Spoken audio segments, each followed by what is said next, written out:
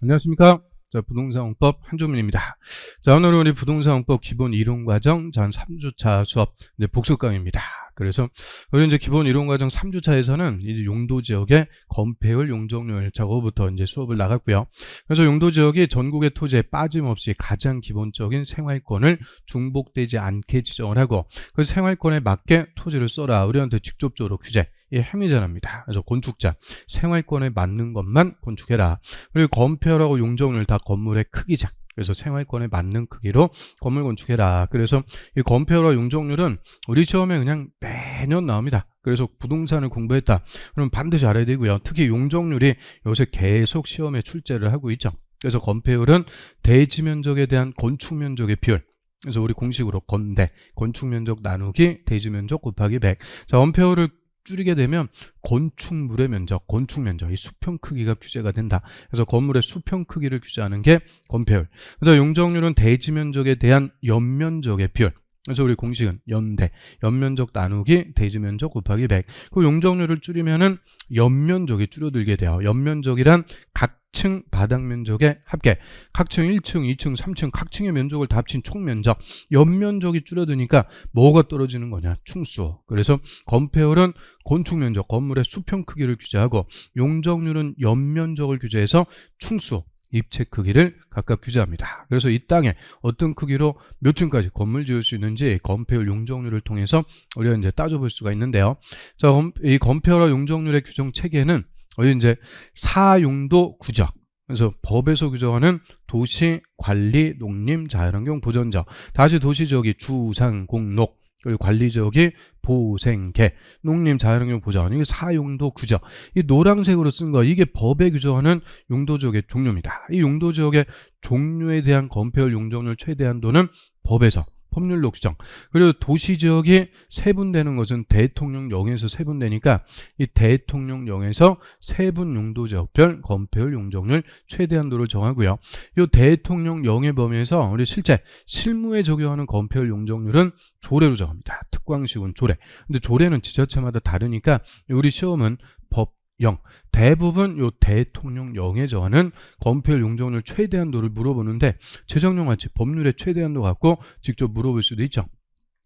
자, 그럼 이 대통령령에서 정하는 세분 용도지역별 건폐율, 용적률의 최대한도입니다. 먼저 우리 건폐율부터 한번 볼까요? 건폐율, 주거지역. 전용주거 1종, 2종 다 50이요. 일반주거 1, 2, 3종 다 60. 아니, 1종하고 2종은 60. 근데 3종 일반주거만 50%. 얘는 공식을 벗어나는 거니까 이런 삑사리 나는 것들은 따로 외우셔야 된다고 그랬어요. 3종은 중고층 높게 짓는 대신 건폐율은 50% 줄여버렸다. 50 따로 외우셔야 되고. 그 다음에 준주거는 70. 그래서 주거적 전, 1, 준, 5, 6, 7. 근데 3종 얘만 삑사리니까 3종은 50 따로 외우시고. 그 다음에 상업적은 근린 70, 유통 80, 일반 80, 중심 90, 근유 1중 7, 8, 8, 9. 그래서 주거지역과 상업지역 이게 항상 핵심이죠. 주거지역 5, 6, 7에 상업지역은 7, 8, 8, 9 공업지역은 전용, 일반, 중공업 다 70 녹지지역, 보전, 생산, 자연녹지 다 20 그러니까 5, 6, 7에 7, 8, 8, 9 다시 7, 2 그냥 전화번호 외우듯이 깔끔하게 외워주시면 끝나요. 5, 6, 7에 7, 8, 8, 9 다시 7, 2 그럼 5, 6, 7에 7, 8, 8, 9 전화 걸면 누가 받는다?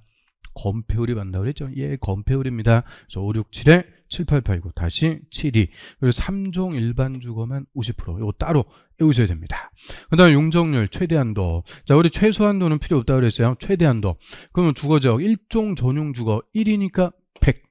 그 2종은 150, 1종 일반 주거 200, 2종은 250, 3종 일반 주거 300, 3종 3이니까 300. 그래서 1종 전용 주거 100 시작해서 3종 일반 주거 300까지 50씩 쭉 더해가라. 입법자가 이렇게 만들어 놨으니까 우리는 그대로 그냥 받아들이면 되는 거죠. 100 시작해갖고 3종 일반 주거 300까지 50씩 쭉 더해가시면 된다. 그런데 준주거 얘는 또 공식을 벗어난 거. 그래서 재작년에도 얘가 정답. 준주거 지역은 500% 따로 주니까 따로 외우셔야 돼요. 그래서 준주거 왜 500이다?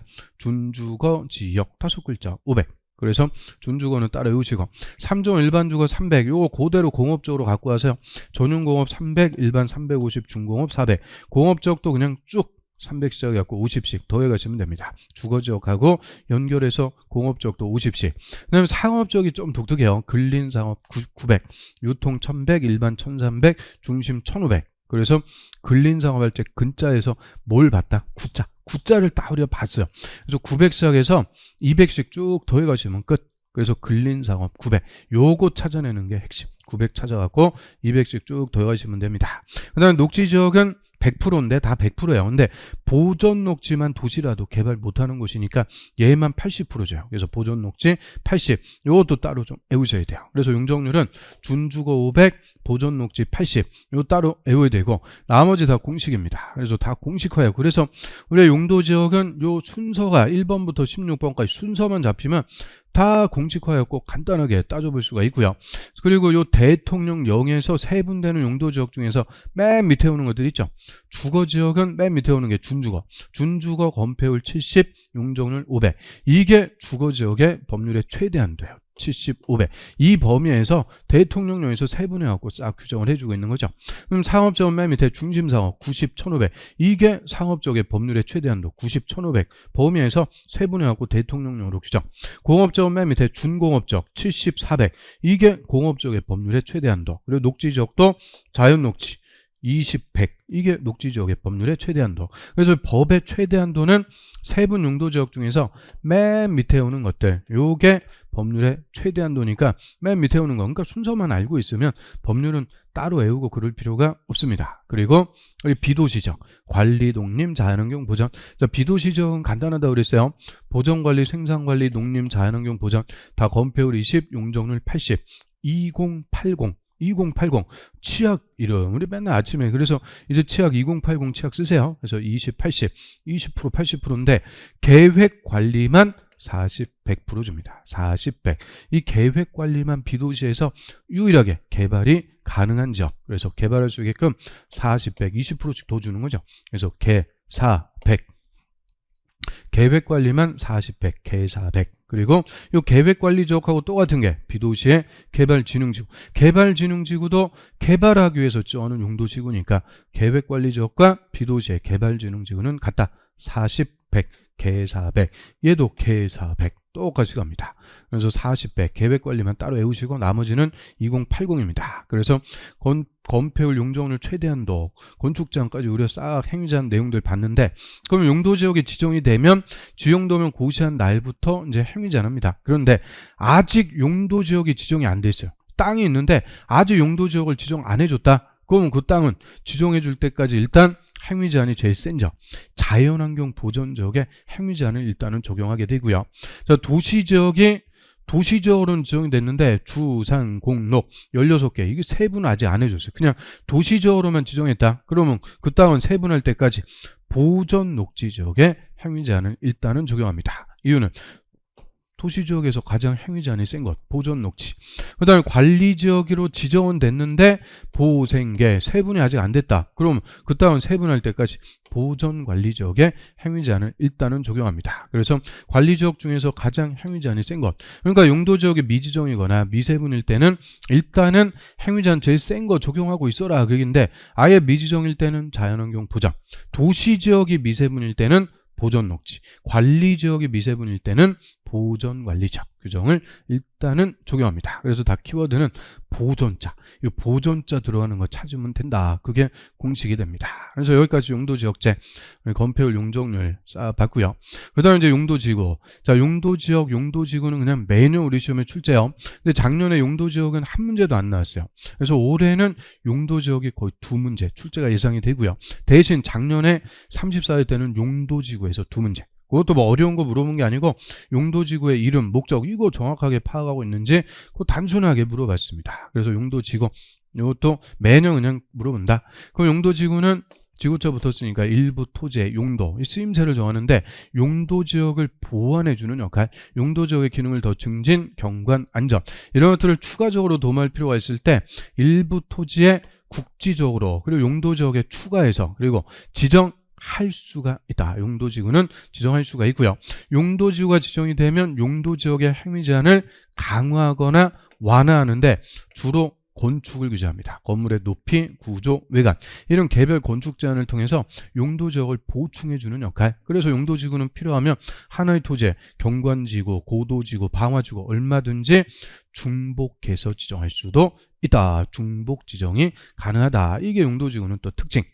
그럼 용도지구 일단 법에 규정하는 게 9개 있죠. 자, 노란색으로 써놓은 거 경고, 방방, 보치, 개특, 복 9가지가 있습니다. 경관, 고도, 방화, 방제, 보호, 취락, 개발, 진흥, 특정 용도 제한, 복합 용도지구 이렇게 경고, 방방, 보치, 개특, 복 이렇게 딱 정리하는데 다시 용도지구 중에서 5개는 또 세분이 돼요.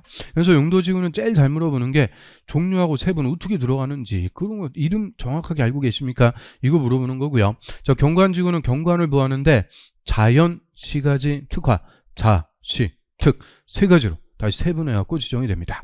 자연경관지구는 자연경관, 산 주변의 자연경관보, 시가지경관지구는 시가지경관보, 특화경관지구는 특별한 경관을 보하는데 여기서 특별한 경관이 2개입니다. 수변 또는 문화재. 문화적으로 보존 가치가 큰 건물, 문화재 주변에 특별한 경관을 보하고요.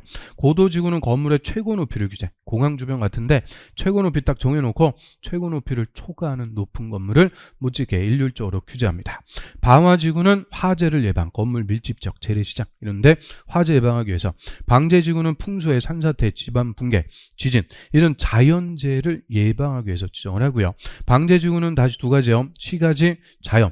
시가지 방제지구는 건물 인구가 밀집해 있는 지역, 시가지에서 시설 개선을 통해서 재해를 예방, 시시.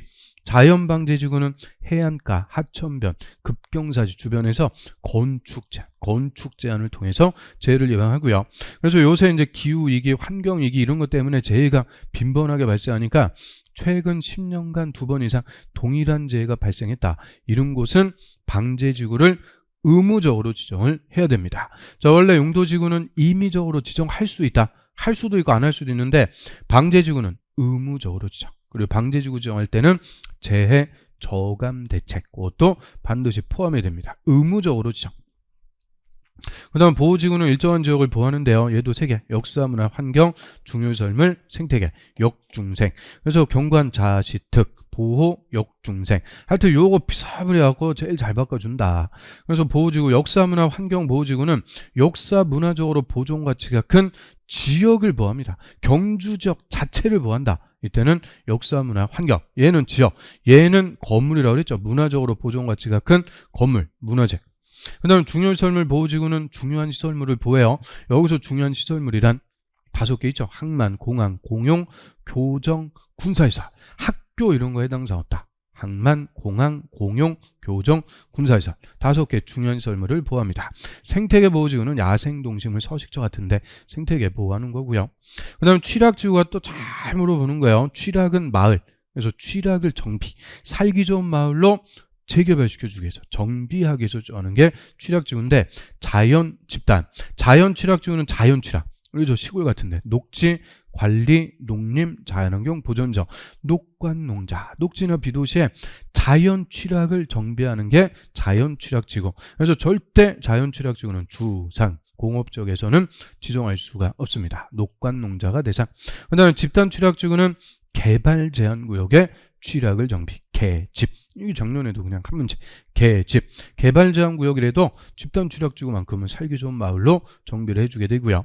그 다음에 개발진흥지구는 일정한 기능을 집중적으로 개발하려고 지정하는 용도지구입니다. 그래서 이 개발진흥지구도 주로 비도시죠. 그 다음 비도시의 개발진흥지구 건폐율 40, 용적률 100, 계획관리하고 똑같이 준다. 그리고 이 개발진흥지구는 비도시 지역에서 지구 단위 계획구역을 지정할 수 있는 대상이다. 그리고 무슨 기능으로 개발할지 주거, 산업, 유통, 관광, 휴양, 복합, 특정, 주산, 관복, 특 5가지로 세분해갖고 지정할 수가 있는데요. 자, 산업유통개발진흥지구 얘가 아주 중요하다고 그랬어요. 산업유통개발진흥지구는 공업, 유통, 물류, 기능 중심으로 개발. 그리고 주민이 입안을 제한할 수 있는 용도지구는 딱 요거 하나만. 용도지구 중에서 요것만 산업유통개발진흥지구만 주민이 입안 제한할 수가 있습니다. 관광, 휴양, 기능. 그리고 복합은 여기 열거되어 있는 거 2개 이상을 복합으로 개발. 특정은 여기 열거되어 있지 않은 이외의 특정한 목적으로 개발. 그리고 특정 용도 제한지구는 이거는 주거환경, 교육환경, 뭐 청소년 보호 등의 목적으로 특정 시설의 입지를 제한합니다. 그래서 애들 학교 다니는 통학로 이런데 청소년 유해설 특정한 건물만 못 짓게 제한. 그래서 특정 시설의 입지를 제한하는 게 특정용도 제한지구. 그다음 복합용도지구는 복합적 토지용을 도모하기 위해서 특정 시설의 입지를 완화해 줍니다. 그래서 건축 제한을 완화해서 복합적인 토지용을 도모할 수 있도록 하는데, 자, 얘는 건축 제한 풀어주는 엄청난 인센티브니까 복합용도지구는 일일 계획, 일반 주거, 일반 공업, 계획 관리적 딱 요 3개 용도지역에서만 지정이 가능합니다. 일일 계획, 일반 주거, 일반 공업, 계획 관리. 그리고 3개니까 용도지역 전체 면적이 얼마? 3분의 1. 3분의 1 이내로만 지정할 수가 있도록 제한하고요. 그래서 여기까지 법령상 용도지구인데, 자, 용도지구는 또 특징. 이 법령에 없는 용도지구를 조례로 신설, 만들어 갖고 지정할 수도 있습니다. 조례로 신설할 수가 있다. 이게 첫 번째 논점. 그리고 신설할 수 있는데 신설할 때도 절대 용도지역이나 용도구역의 행위 제한을 완화해 주는 것은 신설할 수가 없어요. 용도지역 등의 행위 제한을 완화하는 것은 법령을 위반하게 되는 거다. 그래서 법령에 위반하게 되는 용도지역 등의 행위 제한을 완화해 주는 것은 절대 신설할 수 없습니다. 그럼 이런 용도지구가 지정이 되면 용도지역의 행위 제한을 강화하거나 완화해서 주로 건축을 제한합니다. 그런데 건물의 외관 같은 거를 일률적으로 규제할 수가 없으니까 우리 용도지역의 건축 제한은 지자체가 알아서 조례로 정합니다. 이 조례 이름을 도시군 계획 조례. 그래서 용도지구의 건축 제한은 조례로 정하는 게 원칙적인 체계가 됩니다. 조례로 정한다. 그래서 용도지구의 뭐 중요한 논점들 한번 우리가 쭉 훑어봤고요. 그 다음 용도구역. 자, 용도구역도 일부 토지에 추가적으로 정하는데 얘는 쓰임새 독자적인 겁니다. 지역지구에 관계없이 독자적인 목적, 뭐 시가지의 무질서 확산 방지, 계획적 단계적 토종의 도모 같은 이런 독자적인 목적으로 일부 토지에 지정할 수가 있는 게 용도구역. 그 용도구역이 지정이 되면 용도지역, 용도지구의 행위 제한을 강화하거나 완화해서 아예 따로 정합니다. 용도구역별로 행위 제한을 각각 따로 정해서 이런 이제 독자적인 목적을 달성하자. 그래서 용도구역은 5개, 계도, 시수, 입 딱 5개 있습니다. 자, 개발제한구역은 국토부 장관만 지정합니다. 국토부 장관만 지정. 자, 목적은 도시의 무질서한 확산 방지 그리고 보안상, 군대가 주둔하게 해서 보안상 개발을 제한할 필요가 있을 때 국토부 장관이 정하는 용도구역. 그래서 무, 보, 이 2가지 목적으로 지정할 수가 있고요. 자, 개발제한구역의 지정권자 목적은 국토법에 규정하되 행위 제한 등은 따로 다른 법으로 정해요. 그 법률이 개특법, 개발제한구역 지정관리에 관한 특별조치법. 그 다음에 도시자연보호구역은 요거는 시도지사 또는 대도시장, 시도지사, 대도시장만 또 지정을 합니다. 자, 목적은 도시지역의 식생이 양호한 산지의 개발을 제한. 그 좋은 산 개발을 못하게 용마산 도시자연공원구역 같이 시도지사나 대도시장이 관할구역의 좋은 산 개발을 제한할 필요가 있을 때 지정할 수가 있고, 자, 도시자연공원구역도 지정권자 목적만 국토법에 규정, 행위 제한 등은 따로 다른 법에서 정합니다. 도시공원법, 도시공원법에서 행위 제한은 따로 정한다. 그 다음에 시가와 조정구역. 자, 시가 조정구역은 원칙은 시도지사. 근데 예외적으로 국가계획과 연계해서 필요하면 국토부 장관도 결정할 수 있다. 그래서 시도지사 원칙, 예외 국토부 장관. 자, 목적은 무질서하게 시가지로 난개발되는 것을 일정한 기간 유보하기 위해서 지정합니다. 유보. 이게 키워드. 유보. 미뤄둔다. 그래서 유보기간 핵심 5년 이상 20년 이내에서 도시군 관리계획으로 시가 조정구역 지정할 때 몇 년짜리냐. 유보기간까지 다 결정해갖고 지정. 그리고 시가 조정구역은 유보기간이 다 지나갔어요. 다음날 자동적으로 실효. 그래서 이제 그때부터는 개발이 들어갑니다. 그래서 유보기간 동안 한시적으로만 묶어두는 개념. 그리고 이 시가와 조정구역의 행위 제한은 우리 국토법에서 대표적으로 직접 규정합니다. 시가와 조정구역의 행위 제한, 도시군 계획 사업. 자, 도시군 계획 사업. 도시군 계획 사업이 아닐 때는 허가받아갖고 개발할 수 있다. 그래서 도시군 계획 사업 아니면 허가. 자, 이 2가지 체계로 우리 국토법에서 대표적으로 행위 제한을 직접 규정하고 있는 게 시가와 조정구역입니다. 그 다음에 수산자원 보호구역은 그냥 무조건 누가? 해수부 장관.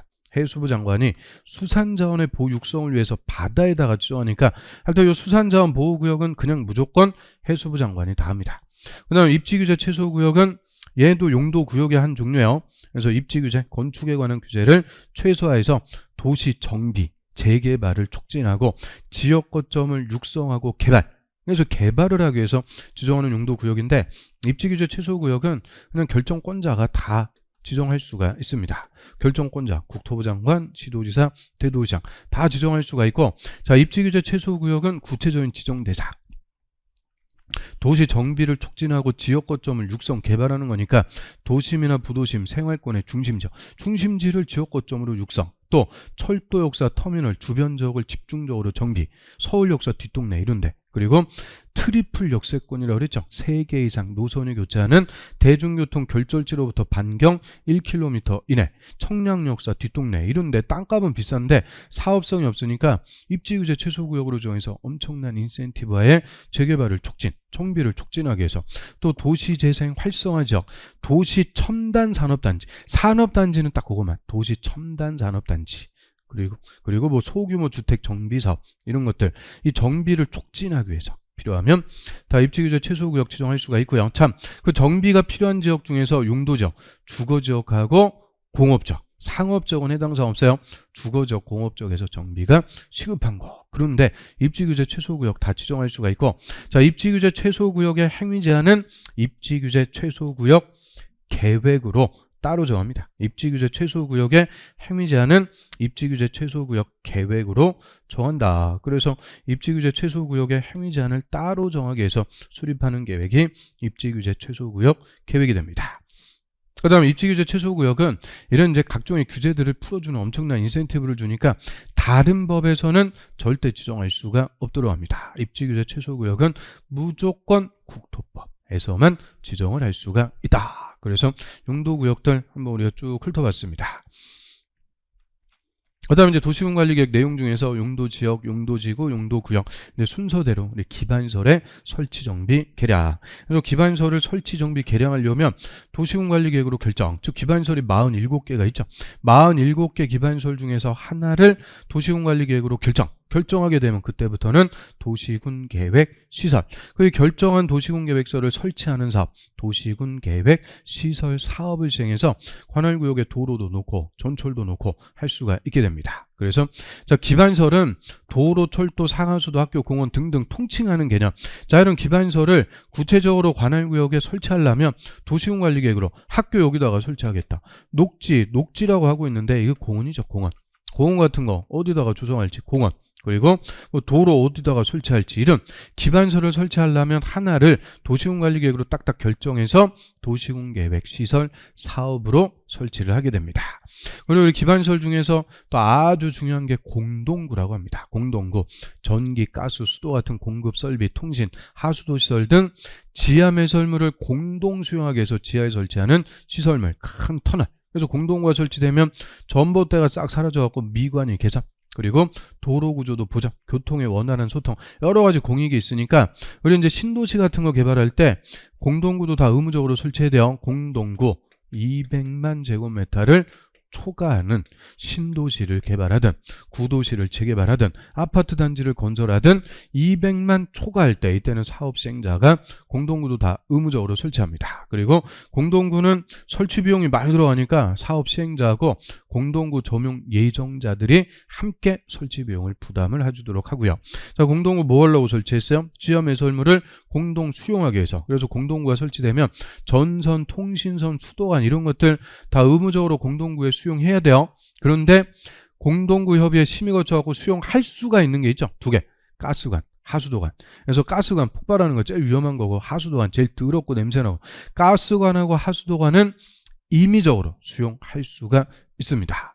그리고 공동구는 설치도 중요한데 관리가 더 중요하다. 그래서 관리, 공동구는 특광시장 군수가 책임지고 관리합니다. 특광시장 군수가 관리하는데, 저는 이제 특광시장 군수가 관리할 때 안전 및 유지 관리 계획 5년마다 수립해서 시행, 1년에 1회 이상 안전 점검도 실시해라. 그래서 이런 것들이 공동구 물어보면 또 잘 나오는 숫자. 그리고 공동구 관리 비용은 공동구를 점용하는 자들, 공동구를 점유해서 사용하는 자들이 함께 부담하는 거예요. 점용하는 자들이 뿜빠이에서 낸다. 그래서 자기들이 뿜빠이에서 관리 비용을 부담을 해주도록 합니다. 그 다음에 우리 광역시설이라는 게 또 있었죠. 광역시설. 자, 광역시설은 광역 기반 시설입니다. 광역 기반시설. 그래서 기반시설인데 앞에 광역자 붙었으니까 하나가 아니고 2개 이상의 관할구역과 관계가 있는 시설. 2개 이상의 관할구역에 걸치는 거. 뭐 도로, 철도, 광장, 녹지, 수도, 전기 이런 것들. 걸치는 거는 선의 개념, 선형.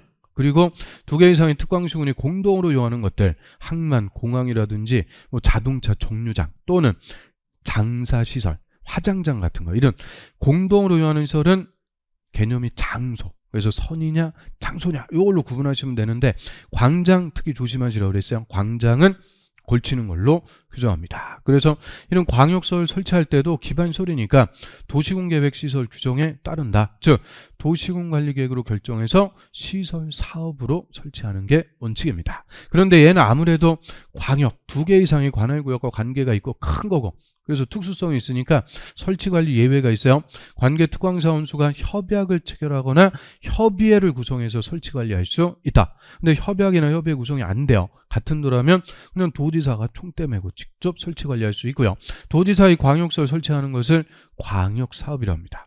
또 국가계획으로 설치하는 광역시설, 국책사업. 국책사업일 때는 법인을 따로 만들어서 법인이 설치관리할 수 있다고 법인이 도로공사, 철도공사, 공항공사 이런 공사, 공기업, 법인을 만들어갖고 법인이 설치관리할 수 있습니다. 그 다음에 도시군계획 시설을 이제 구체적으로 설치하는 사업, 도시군계획 시설 사업. 이제 시설 사업의 절차법으로서 자, 도시군계획 시설 사업 시행하기 위해서 일단 기반시설 중에서 하나를 설치하기로 도시군관리계획 결정하는 것을 도시군계획시설 결정한다라고 합니다. 도시군계획시설을 결정. 그러면 도시군계획시설의 결정권자 원칙 시도지사, 대도시장, 예외 국토부 장관. 요 사람들이 기반시설 설치하세요. 도시군관리계획 결정 사인해주면 이제 시설사업을 시행하기 위해서 3개월 내 단계별 집행계획부터 수립합니다. 자, 우리 단계별 집행계획은 연도별 집행계획. 제일 중요한 거 예산. 재원을 조달해서 보상이 주기 위한 돈. 예산을 포함해서 단계별 집행계획도 수립하는데 자, 우리 이제 연도별 집행계획 이렇게 안 부르고 단계별 이렇게 부르는 이유는 1단계, 2단계 구분해 갖고 수립합니다. 3년 내 시행하는 것은 1단계, 3년 후에 하는 것은 2단계, 3년을 기준으로 1단계, 2단계 단계별로 수립하니까 단계별 집행계획.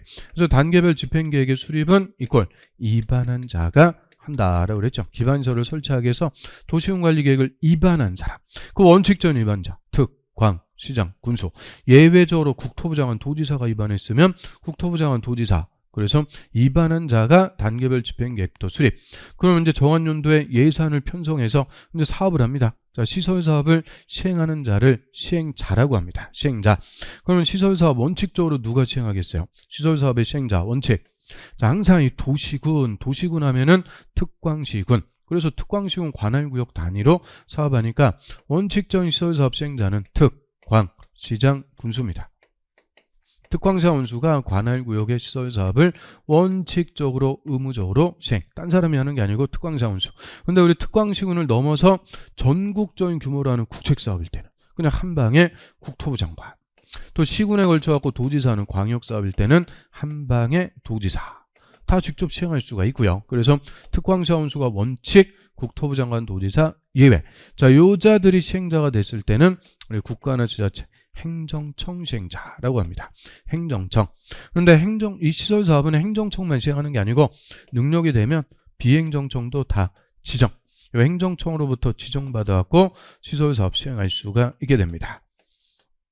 그래서 비행정청도 다 시설사업 시행할 수 있는데 자, 요 비행정청 중에서도 특히 순수한 민간입니다. 민간. 공기업까지 다 제외한 민간이 시설사업의 시행자로 지정받고자 할 때 이때는 요건부터 갖춰야 됩니다. 민간은 사업대상 토지 면적 3분의 2 이상 토지를 사야 돼요. 엄청난 거고 토지 소유자 총수 2분의 2 이상 동의.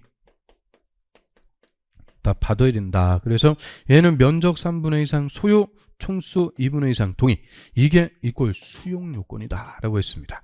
이런 민간은 수용요건까지 갖춰갖고 시설사업 시행자로 지정받을 수가 있고요. 그래서 우리 민간이라고 할 때는 국가나 지자체도 아니고 토지주택공사 같은 공공기관도 아니고 지방공사 같은 지방공기업도 아니고 그래서 국가나 지자체, 공공기관, 지방공사, 공기업 다 아니면 그거를 민간이라고 합니다. 민간은 요 지정받기 위해서 요건부터 갖춰갖고 지정받습니다. 그래서 요 시행자가 지정이 되면 이제 시행자가 실시계획의 의미는 공사계획, 사업을 실시한다는 게 공사한다. 그래서 공사계획, 설계도, 자금, 공사기간 이런 공사에 관해서 시행자가 작성하는 계획이 실시계획입니다. 시행자는 실시계획 작성에서 기준, 우리 도시군계획시설의 결정구조 설치 기준은 국토부령으로 정합니다. 이 국토부령이 정하는 기준에 맞게 작성했는지 인가를 받아야 돼요. 자, 실시계획의 인가는 이꼴 결정권자한테 가서 받습니다. 그래서 원칙적으로 시도지사, 대도시장, 예외적으로 국토부 장관이 지정해준 시행자만 국토부 장관에게 인가. 그래서 인가권자는 이꼴 결정권자. 그래서 요 시설사업은 딱 요 실시계획이 터닝포인트. 실시계획 전후 나누죠. 실시계획 전. 단계별 집행계획 수립에서 시행자를 정하는 것은 요거는 사업을 준비하는 단계. 입안 단계니까 권한자가 다 입안권자가 돼요. 그런데 요 실시계획부터는 이제 구체적으로 공사하면서 효과가 발생하니까 결정 단계. 권한자가 결정권자로 바뀝니다.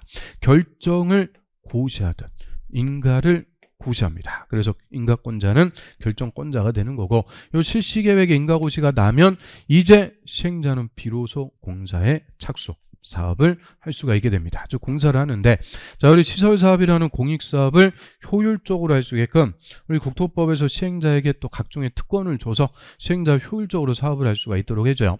자, 사업 시행자는 사업 대상 지역 또는 시설을 2개 이상으로 분할해서 시행할 수 있다? 없다? 있다. 얼마든지 공사권 나눠갖고 분할 시행할 수 있고요. 자, 시행자는 관계서류, 등기부, 대장 다 공짜로 무상으로 열람, 등초분의 발급을 청구할 수가 있다. 다 공짜로 볼 수가 있는 거고요.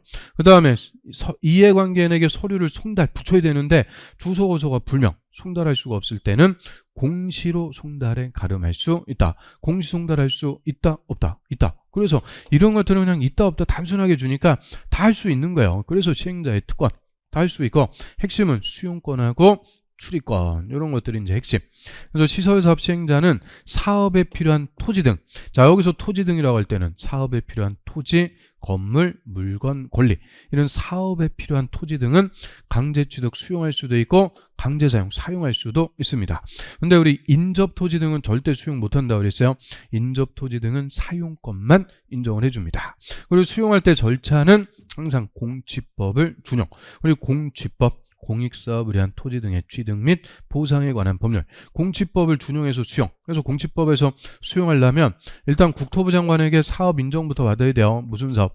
공익사업 인정부터 받고 사업 인정받으면 이제 협의 취득부터 선행하는데 협의가 안 되면 이제 수용하기 위해서 시행자가 토지수용위원회 재결 신청을 합니다. 이 재결 신청은 공취법에서 1년 내 하도록 하고 있어요. 1년 내 재결 신청 안 하면 다음날 사업 인정이 실효 아예 수용 못하게 합니다. 그래서 1년 내 시행자가 토지수용위원회 수용 관련 사항 결정해달라고 신청, 재결 신청. 그럼 이제 토지수용위원회가 수용 개시 일자, 보상금, 공시지가 기준으로 얼마, 보상금 이런 거를 결정, 그거를 수용 재결을 한다. 그러면 수용 재결이 있으면은 수용 개시 전까지 사전에 현금으로 토지 소유자 등에게 보상금 다 지급해야 돼요. 사전 현금으로 보상하고 이 보상금 지급 완료가 되면 수용 개시일에 시행자가 권리, 소유권을 취득하는 수용의 효과가 발생. 이거는 이제 공용징수, 법률 규정에 따른 취득, 등기 없이도 소유권 다 취득한다라고 했는데요. 자, 원칙 이 공취법의 절차에 따라서 수용하는데 우리 이제 국토법에서 시행자 더 쉽게 수용할 수 있게끔 특례를 줍니다. 자, 시설사업 자체가 공익사업이니까 시설사업 시행자는 사업 인정을 따로 안 받습니다. 그냥 사업 인정 받은 걸로 봐서 바로 그냥 수용할 수가 있도록 합니다. 그래서 사업 인정고시 의제 주는 게 뭐가 있으면 실시계획의 고시. 이 실시계획의 고시만 있으면 그냥 공취법의 사업 인정고시도 다 받은 걸로 봐서 바로 시행자는 수용할 수가 있어요. 그다음에 재결 신청하는 기간 원칙 공취법의 1년인데 시설사업이 1년하고 끝날 수가 없으니까 연장. 언제까지 연장? 사업 시행기간 내 재결 신청해라. 사업 끝날 때까지 일률적으로 쫙 연장시켜갖고 시행자는 필요하면 언제든지 재결 신청해서 수용을 할 수가 있도록 해줍니다. 그래서 이 재결 신청 기간의 연장, 이거는 모든 사업이 다 똑같습니다. 그런데 사업 인정 의제 주는 시점, 이게 사업별로 다 다르니까 일단 첫 번째 나왔죠. 시설사업은 실시계획에 고시가 있으면 사업 인정 고시도 의제가 돼서 바로 시행자는 수용할 수가 있게 됩니다. 그리고 자, 시설사업의 시행자나 우리 국토부 장관, 시도의사, 시장, 군수, 행정청은 이는 적법 절차에 따라 타인 토지의 출입 등을 또 할 수가 있죠. 그래서 타인 토지의 출입 등을 할 수 있다. 언제? 우리 국토법에서 계획을 수립하기 위해서 조사하거나 구역을 지정하기 위해서 조사하거나 시설사업 시행을 위해서 조사 등을 할 때 필요하면 적법 절차에 따라 타인 토지 남의 땅에 출입 등을 할 수 있다. 자, 출입만 해요. 행정청인 시행자는 7일 전까지 통지. 근데 비행정청인 시행자는 7일 전 통지에다가 허가까지, 출입에 허가까지 받습니다. 행정청인 시행자는 허가 필요 없다. 7일 전까지 통지. 그래서 출입할 때만 7일 전까지 통지합니다. 이게 또 작년 정답. 그래서 출입할 때 치읓, 7일 할 때 치읓 맞춰갖고 치읓 자음 법칙. 그 다음에 이제 하나 더 들어와서 타인 토지를 재료적 지장 등으로 일시 사용, 강제 사용하거나 장애물을 변경하고 제거. 이거는 직접적으로 재산권을 침해하는 거니까 행정청, 비행정청 관계없이 동의 받아야 돼요. 소유자의 동의. 동의 안 해주면 못한다. 그 얘기인데 동의, 돈만 많이 주면 동의 다 해준다 그랬으니까요. 동의 받고 얘는 3일 전까지 통지입니다. 동의 받고 3일 전까지 통지. 그런데 동의를 받을 수가 없을 때, 안 해주는 게 아니에요. 동의를 받을 수가 없다. 주소 고소가 불명해서 소유자의 동의를 받을 수가 없다. 이때는 행정청인 시행자는 그 사실을 특광자원소에게 통지만 해주면 되고요. 비행정청인 시행자는 다시 허가받습니다. 자, 요거는 동의를 받을 수 없을 때 예외적인 절차. 그래서 이런 이제 적법 절차에 따라 출입, 일시사용, 장애물, 변경, 제거 다 할 수가 있습니다. 그리고 일출 전 일몰 후 깜깜할 때는 원칙 출입 못해요. 근데 굳이 깜깜할 때 출입하려면 누구의 승낙? 점유자의 승낙. 그리고 이런 시행자 적법 절차에 따라 출입하고 그러는데 막 개풀고 방해하고 그러면 안 되죠. 수인 의무도 누구한테? 점유자. 다 점유자의 수인 의무라고 합니다. 그래서 딱 오늘은 여기까지 시행자의 특권까지 우리가 공부를 했습니다. 여기까지 빨리빨리 정리를 해봤습니다. 어제 다시 복습하니까 쏙쏙 머리에 들어오죠. 그래서 이런 식으로 공법은 자꾸 보고 듣고 자꾸 보고 듣고, 특히 처음에는 수업을 많이 듣는 게 제일 중요해요. 자꾸 듣다 보면은 귀에 익숙해져요. 그러면 이제 책도 볼 수 있고, 그래서 수업을 많이 듣는 게 가장 중요합니다. 자, 오늘은 여기서 복습 강의 마치도록 하겠습니다. 다음 시간에 또 뵙도록 하겠습니다.